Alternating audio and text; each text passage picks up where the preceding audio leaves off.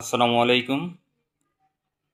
একদিন আমাদের রাসূল পাক সাল্লাল্লাহু আলাইহি সাল্লাম মসজিদে নববীর মিম্বারে প্রথম পা রাখলেন এবং বললেন আমিন।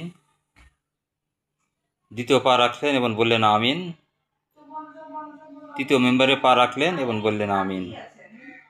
সাহাবারা প্রশ্ন করলেন, ইয়া রাসূলুল্লাহ সাল্লাল্লাহু আলাইহি সাল্লাম, আপনি আমিন বললেন কেন?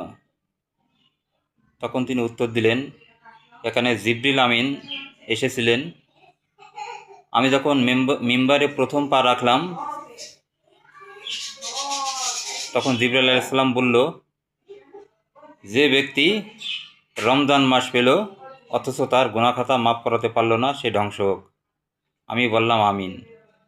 আমি যখন দ্বিতীয় মিম্বারে পা দিলাম তখন জিবরিল আমিন বলল, যে ব্যক্তি পিতা মাতা উভয়কে পেল অথবা পিতা ও মাতাকে একা পেল কিন্তু সে জান্নাতে যেতে পারল না, সে ধ্বংস হোক।